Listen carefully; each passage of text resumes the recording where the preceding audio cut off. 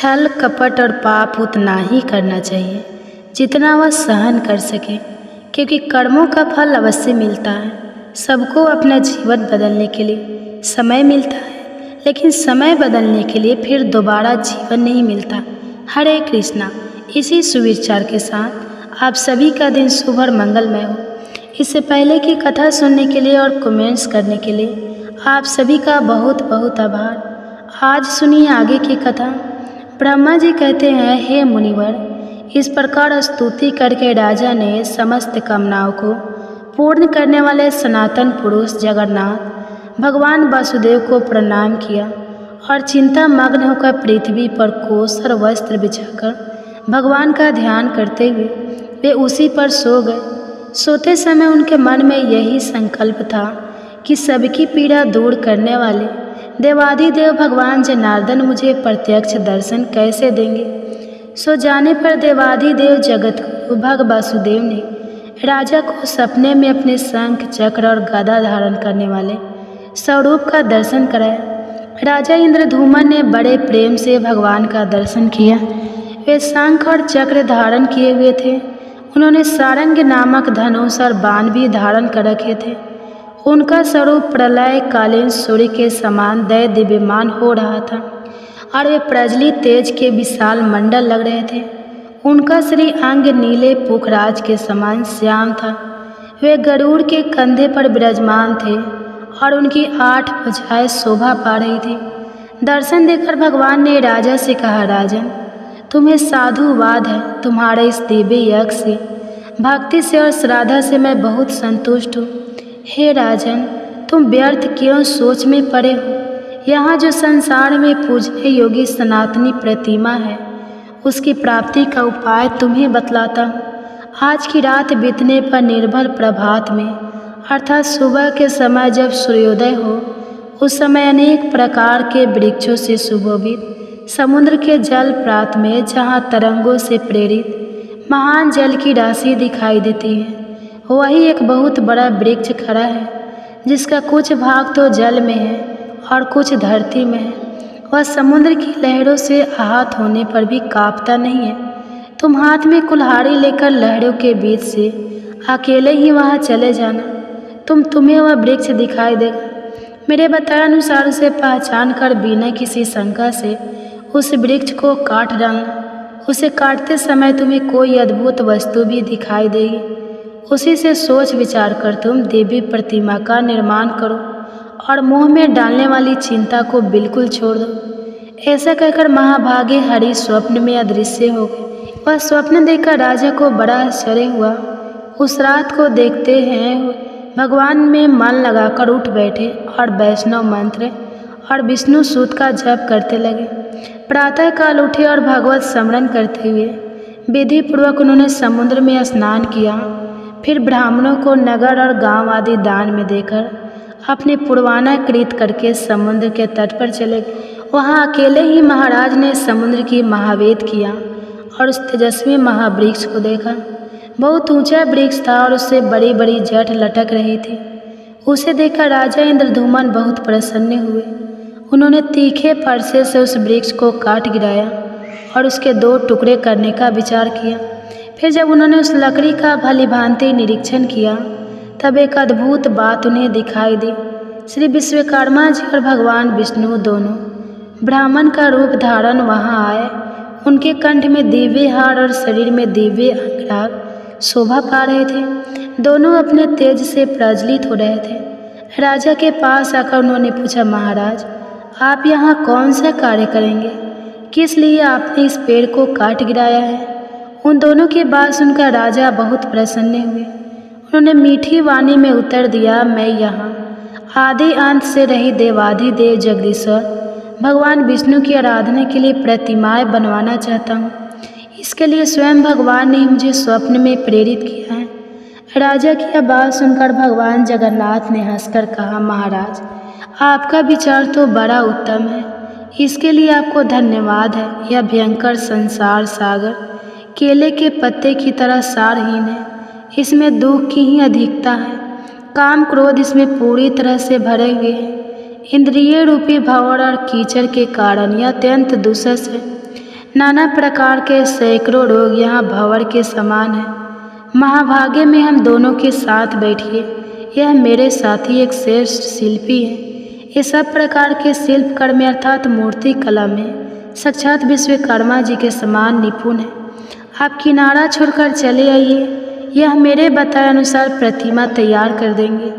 आप देखिए, भगवान खुद ही राजा इंद्रधुमन से बता रहे हैं कि किस प्रकार प्रतिमाओं का निर्माण करना है।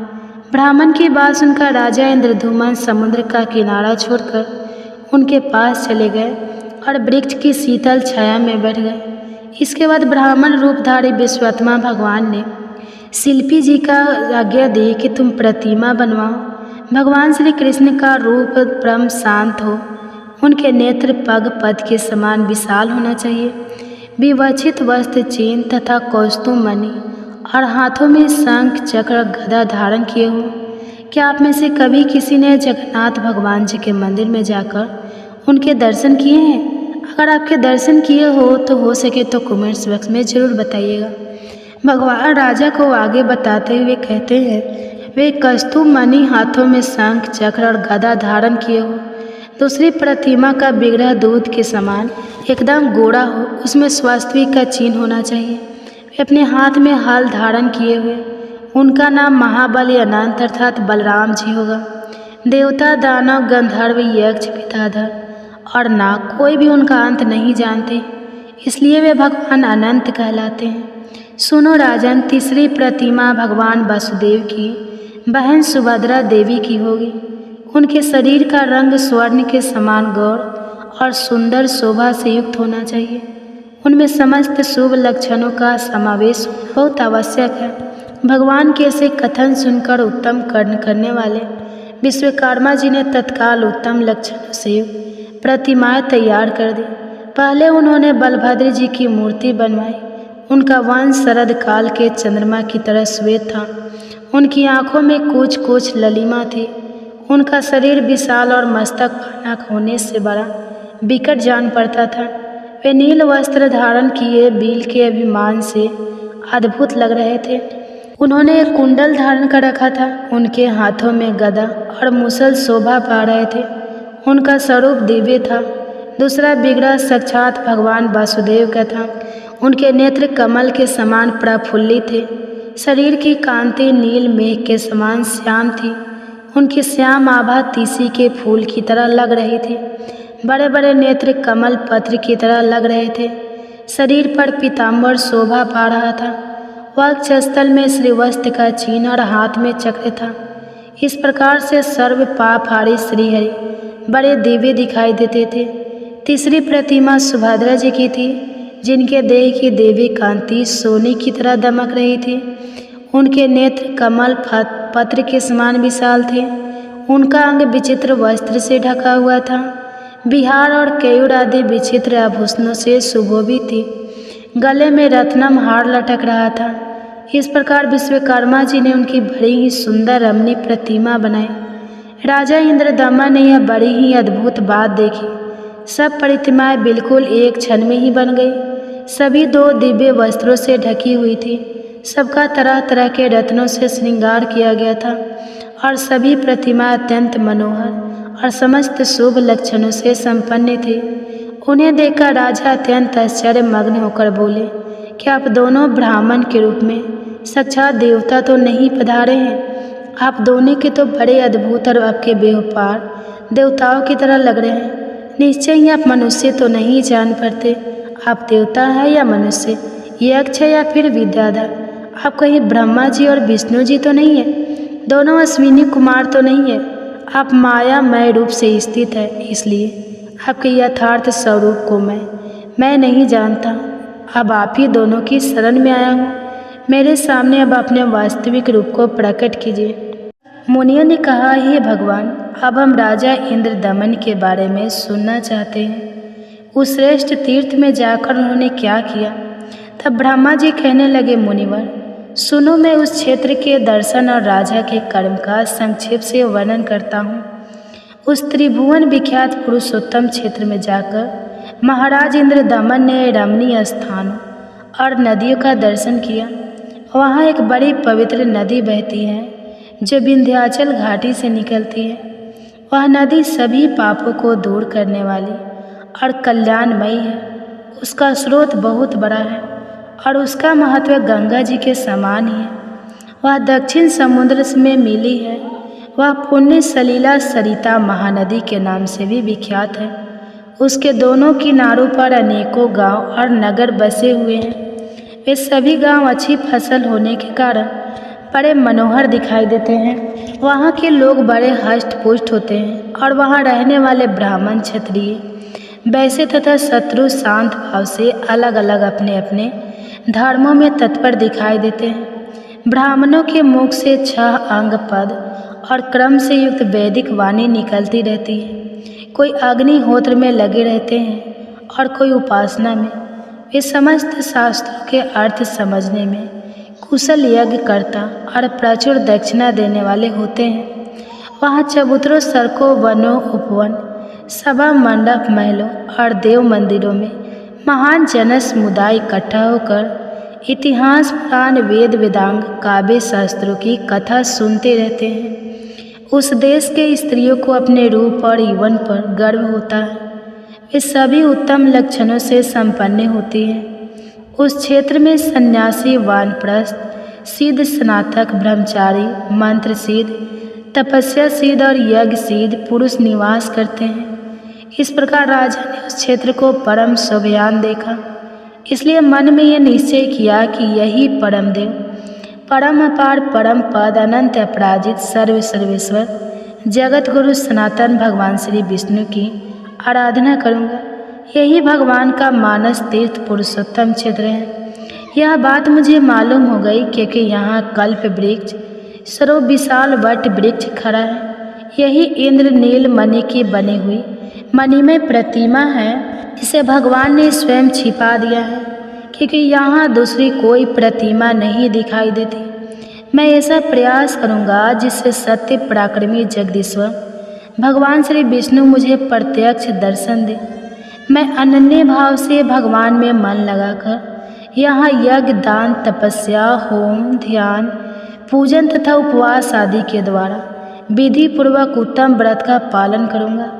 साथ ही यहाँ श्री विष्णु भगवान के मंदिर बनाने का कार्य भी प्रारंभ करूँगा। हे ब्राह्मणों, यह सोचकर महाराज इंद्रधूमन ने वहाँ भगवान का मंदिर बनवाने के लिए कार्य आरंभ कर दिया। उन्होंने ज्योतिष शास्त्र के पारंगत समस्त आचार्य को बुलवाया और बड़ी प्रसन्नता के साथ यत्नपूर्वक सबसे पहले भूमि का शोधन कराया। इस कार्य में ज्ञान संपन्न ब्राह्मणों, वेद शास्त्र के पारंगत अमात्य मंत्रियों तथा वास्तु विद्या के विद्वानों का भी सहयोग प्राप्त था। उनके साथ भली भांति विचार करके शुभ दिन और शुभ मुहूर्त में जबक, उत्तम चंद्रमा और नक्षत्रों का योग था तथा ग्रहों को भी अनुकूलता थी। राजा ने श्रद्धापूर्वक अर्घ्य दिया। इसलिए कहते हैं कि किसी भी शुभ कार्य को करने से पहले ग्रह और नक्षत्रों को देखना जरूरी होता है। शुभ मुहूर्त में किया गया कार्य ही शुभ फल की प्राप्ति करने वाला होता है। उस समय जय जयकार और मंगलमय शब्द हो रहे थे। तरह तरह के बाजों की मनोहर ध्वनियाँ गूंज रही थी। फूल, अक्षत, चंदन, भरे हुए कलश तथा दीपक आदि के द्वारा पूजा कार्य संपन्न किया गया था।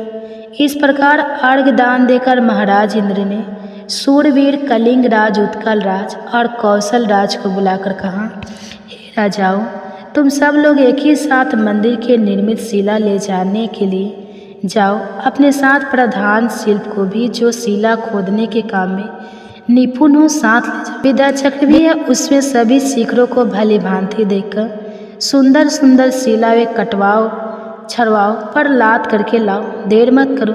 इस प्रकार राजाओं को शिला के लिए जाने की आज्ञा देकर महाराज ने अमात्य और पुरोहित से कहा कि चारों ओर घी अग्रगामी दूत भेज जाए और वे पृथ्वी के समस्त राजाओं के पास जाकर मेरी यह आज्ञा सुना दे कि राजाओं, महाराज इंद्र दमन की आज्ञा के अनुसार तुम सब लोग हाथी, घोड़े, रथ और पैदल सेना तथा अमात्य और पुरोहित के साथ चलो।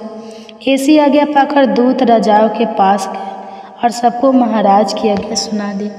दक्षिण, पश्चिम, उत्तर और पूर्व देश के रहने वाले, दूर और पास रहने वाले पर्वत, तथा भिन्न भिन्न द्वीपों के निवासी नरेश महाराज इंद्रधूमन का आदेश सुनकर हाथी, घोड़े और पैदल सेना के साथ बहुत सारा धन साथ लेकर भारी संख्या में एकत्रित हो गए।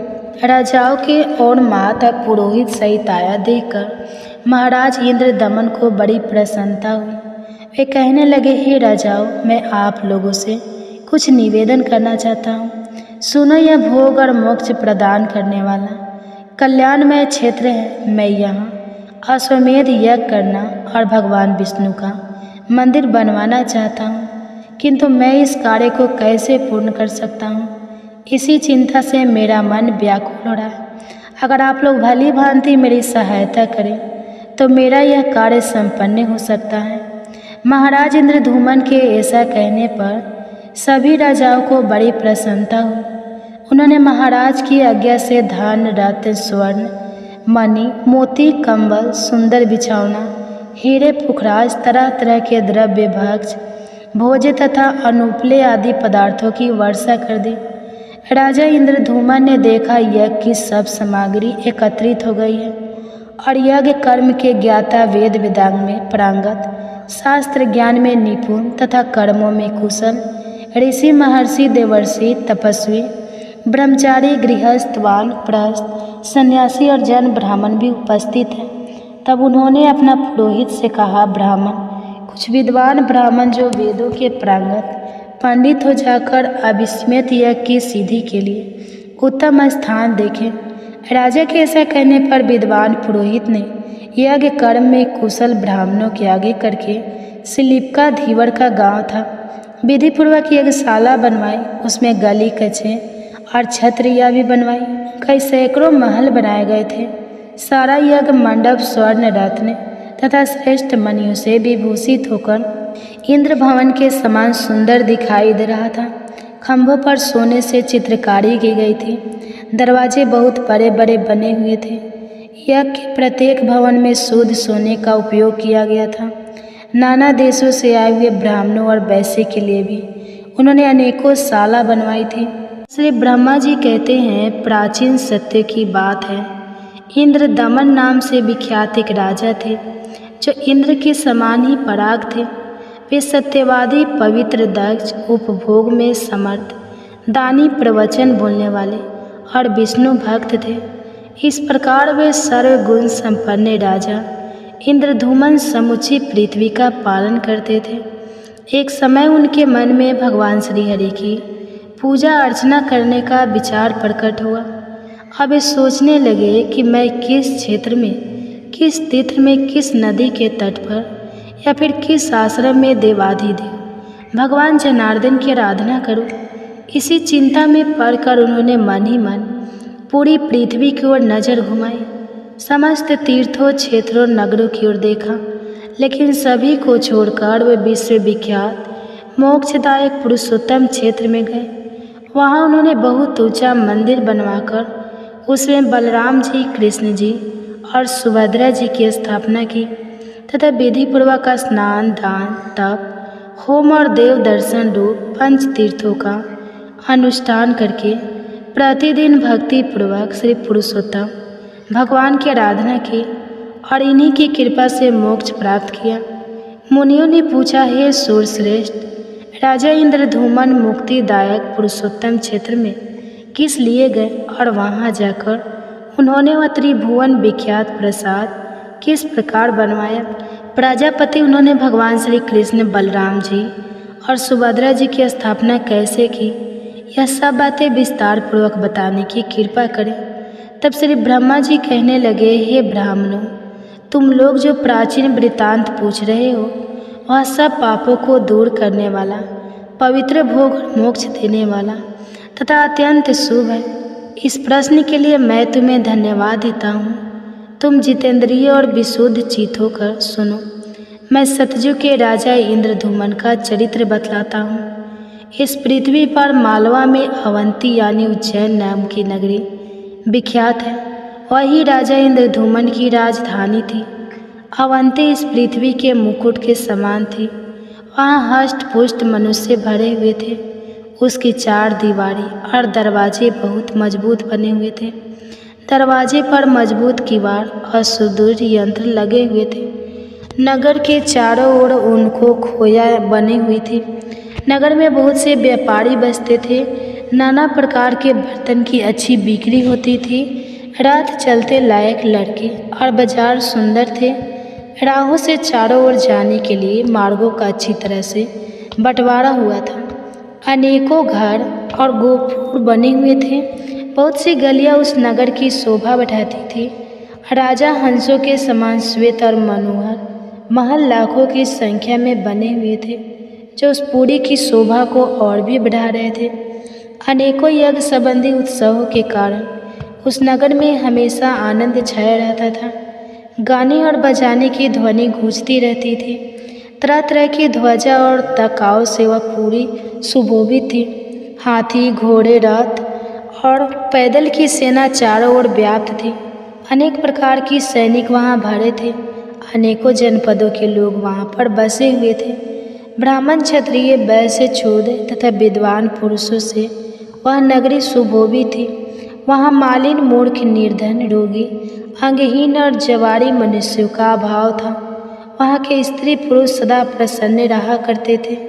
वे सभी रत्नों के दाता और सब प्रकार की संपत्तियों को भोगने वाले थे। अवंतीपुरी में त्रिनेत्रधारी त्रिपुर शत्रु भगवान शिव महाकाल नाम से प्रसिद्ध होकर रहते थे। वे समस्त कामनाओं को पूर्ण करने वाले हैं। वहाँ एक शिव कुंड है जो सब पापों का नाश करने वाला है। उसमें विधि पूर्वक स्नान करके देवताओं, ऋषियों और पितरों का तर्पण करें। फिर शिवालय में ले जाकर भगवान शिव की 3 बार परिक्रमा करें।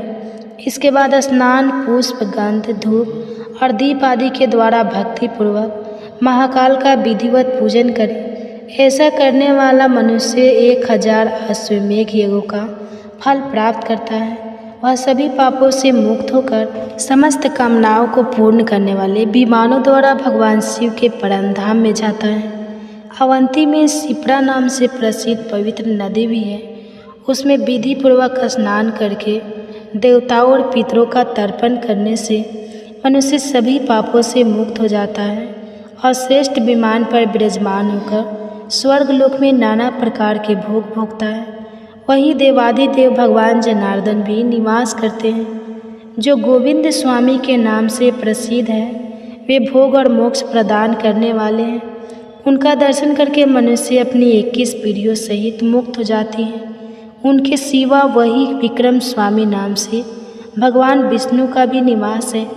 इस प्रकार राजाओं में श्री श्रेष्ठ इंद्रधूमन के द्वारा पालित व रमणीपुरी इंद्र की अमरावती के समान नित्य उत्सव के आनंद से भरी रहती है। वहाँ दिन रात इतिहास, पुराण, तरह तरह के शास्त्र और काव्य चर्चाएँ सुनी जाती हैं। इस तरह वह उज्जैनी पूरी सब गुणों से संपन्न बताई गई है, जिसमें पूर्व काल में परम बुद्धिमान राजा इंद्रधूमन हुए थे।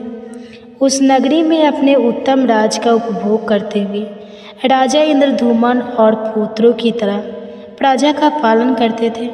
वे सत्यवादी, परम बुद्धिमान, शूरवीर, समस्त गुणों के आकार, मतिमान, धर्मात्मा और शस्त्रधारियों में श्रेष्ठ थे। उनमें सत्यशील और इंद्रिय संयम के गुण थे। उनके पास अच्छे अच्छे हाथी, घोड़े, रथ, कंबल, मृग, चर्म, वस्त्र, रत्न और धन धान्य का कभी अंत नहीं होता था। और इस प्रकार समस्त वैभव से युक्त और समस्त गुणों से अलंकृत राजा इंद्रदम्स कंकट राज का उपभोग करते थे। एक बार उनके मन में यह विचार उत्पन्न हुआ कि मैं भोग और मोक्ष प्रदान करने वाले सर्वयुगेश्वर श्री हरि की आराधना किस प्रकार करूं। तब उन्होंने यत्नपूर्वक समस्त इतिहास, पुराण, वेदांग, धर्मशास्त्र, ऋषियों के बताए हुए नियम तथा संपूर्ण विद्या स्थानों का विचार किया। यत्नपूर्वक गुरुजनों की सेवा की और वेदों के परागाव किया।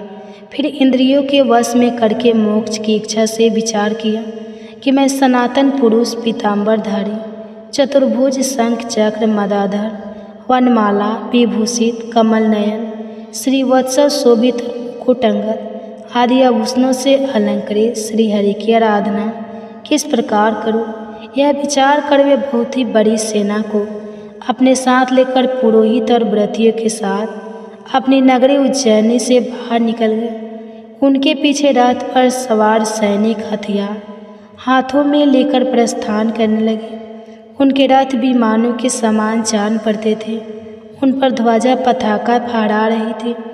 इच्छा रखने वाले अतुलपुरा की सब स्त्रियां भी वस्त्र आभूषण से अलंकृत होकर महाराज के साथ चलती।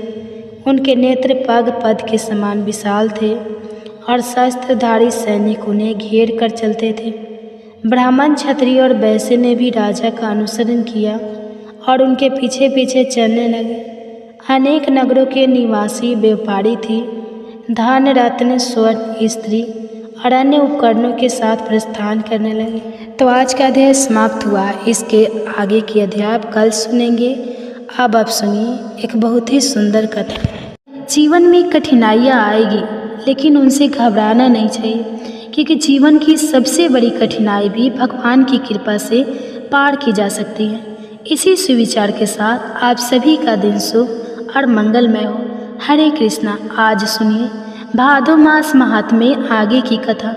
और इससे पहले की कथा सुनने के लिए आप सभी का बहुत बहुत धन्यवाद। मुनियों ने पूछा, हे साधु राजा, सागर के 6000 पुत्र कैसे हुए और वह अत्यंत बलवान और किस प्रकार हुए, कृपया बताइए।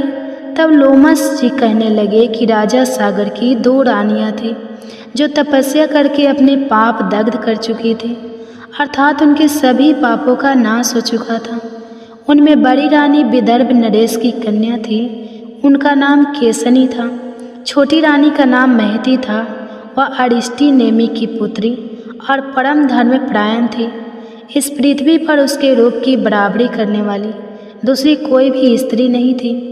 महर्षि वर्ग ने उन दोनों को इस प्रकार वरदान दिया कि एक रानी 6000 पुत्र प्राप्त करेगी और दूसरी को केवल एक ही पुत्र प्राप्त होगा, किंतु वही वंश चलाने वाला होगा। इन दोनों वरदान में से जिसे इच्छा हो वही उस वरदान को चुन ले। तब उनमें से एक ने 6000 पुत्रों का वरदान ग्रहण कर लिया और दूसरी ने वंश चलाने वाले एक ही पुत्र को प्राप्त करना चाहा। तब मुनि ने तथास्तु कहकर उन दोनों को वरदान दे दिए। फिर एक रानी के राजा पंचन हुए और दूसरी ने बीज से भरी हुई एक तंबू प्राप्त की, जिसके भीतर तिल के बराबर 6000 गर्भ थे। समय अनुसार वे सभी सुखपूर्वक बढ़ने लगे। राजा ने उन सभी गर्भ को घी से भरे हुए घड़ों में रखवा दिया और उनका पोषण करने के लिए, उन्हें पालने के लिए हर घड़े के पीछे एक ईमा नियुक्त कर दी। इसके बाद क्रमशः 10 महीनों में राजा सागर की प्रसन्नता को बढ़ाने वाले वे सभी कुमार उठ खड़े हुए। 5 जन ही राजा बनाए गए। 5 जन के पुत्र अंशुमान हुए जो बड़े पराक्रमी थे। उनके पुत्र दिलीप हुए जो खटवांग के नाम से भी प्रसिद्ध हैं, जिन्होंने स्वर्ग से यहाँ आकर 2 घड़ी के ही जीवन में अपनी बुद्धि और सत्य के प्रभाव से परमार्थ साधन के द्वारा तीनों लोक जीत लिए।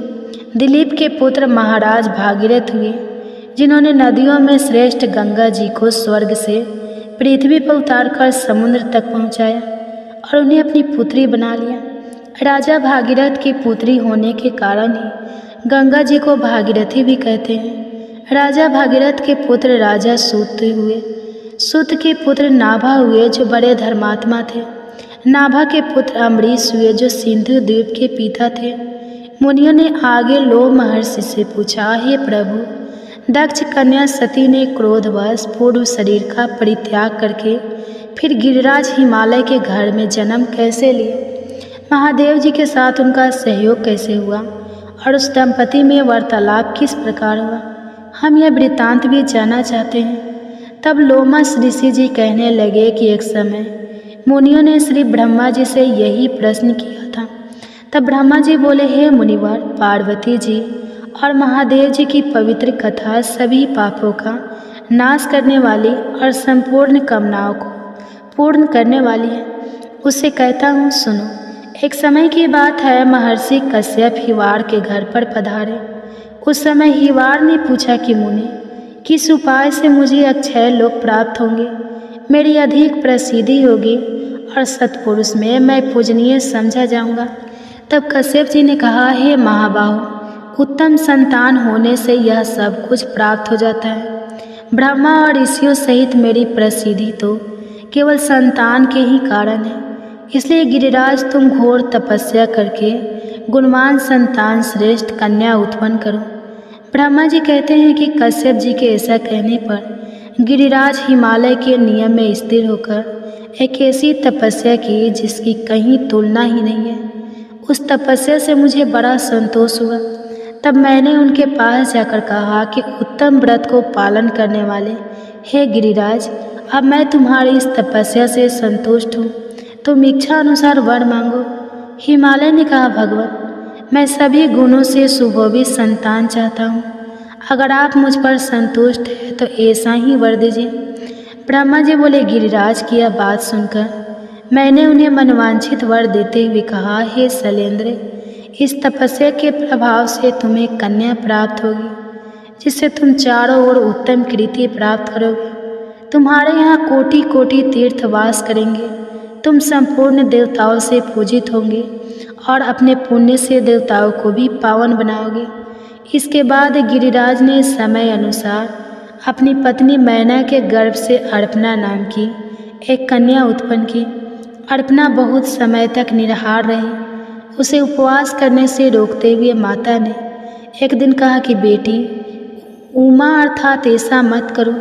उस समय वे मात्र स्नेह से बहुत दुखी हो रही थी, क्योंकि उनकी कन्या बिना कुछ खाए पिए उपवास में लीन थी। माँ के ऐसा कहने पर कठोर तपस्या करने वाली पार्वती देवी अर्थात अर्पणा उमा नाम से ही इस संसार में प्रसिद्ध हो गई। पार्वती जी की तपस्या से तीनों लोग सतपथ उठे। तब मैंने उसे कहा, देवी, क्यों इस कठोर तपस्या से तुम संपूर्ण लोगों को संताप दे रही हो?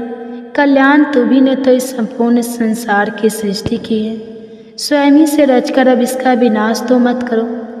हे जगन माता, आप अपने तेज से संपूर्ण लोकों को धारण करती हो।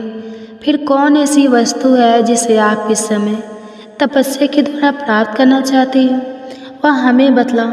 तब देवी ने कहा, पितामह, मैं जिसके लिए तपस्या करती हूँ उसे तो आप भली भांति जानते हैं, फिर मुझसे क्यों पूछ रहे हैं?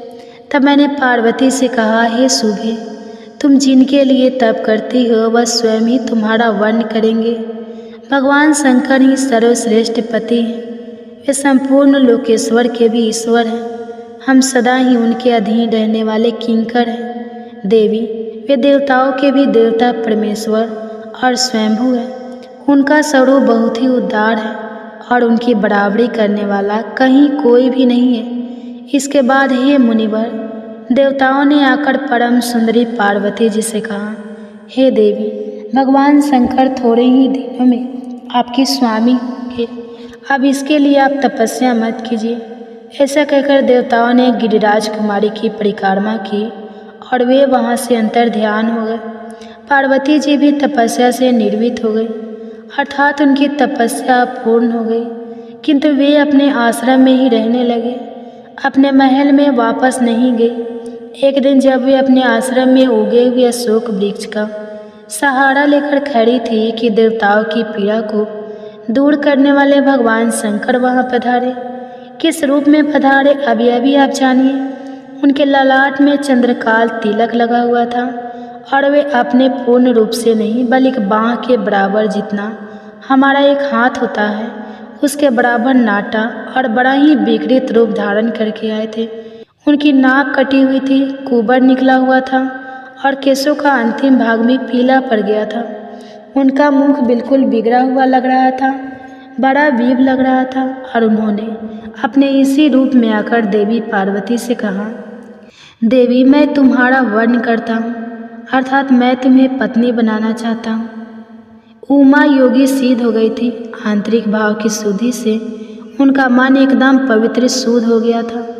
वे समझ गए कि साक्षात भगवान शंकर ही यहाँ पधारे हैं। तब उनकी कृपा प्राप्त करने की इच्छा से पार्वती जी ने अर्घ्य पाद और मधुर पढ़ के द्वारा उनका पूजन करके कहा, भगवान, मैं स्वतंत्र नहीं हूँ। घर में मेरे पिता मालिक हैं, वे ही मुझे देने में समर्थ हैं, मैं तो उनकी हूँ। यह सुनकर देवाधिदेव भगवान शंकर ने उस विकृत रूप में ही गिरिराज हिमालय के पास जाकर कहा, शैलेंद्र मुझे अपनी कन्या दीजिए। उस विकृत वेश में अविनाशी रुद्र को ही आया ज्ञान गिरिराज को साप से भय हुआ। उन्होंने उदार होकर कहा, हे भगवान, ब्राह्मण इस पृथ्वी के देवता हैं, मैं इनका अनादर नहीं करता, किंतु मेरे मन में पहले से जो कामना है उसे भी सुन लीजिए। मेरी इच्छा है कि मेरी पुत्री का स्वयंवर हो, उसमें वह जिसको अपना पति चुनना चाहेगी वही उसका पति होगा। हिमालय की यह बात सुनकर भगवान शंकर ने देवी के पास आकर कहा कि देवी, तुम्हारे पिता ने स्वयंवर होने की बात कही है, उससे तुम जिसका वर्णन करोगी वही तुम्हारा पति होगा। उस समय तुम किसी रूपवान को छोड़कर मुझ जैसे आरोगी का वर्णन भला कैसे कर सकोगे, क्योंकि भगवान शिव वहाँ पर विकृत रूप में देवी पार्वती की और उनके पिता की परीक्षा ले रहे थे।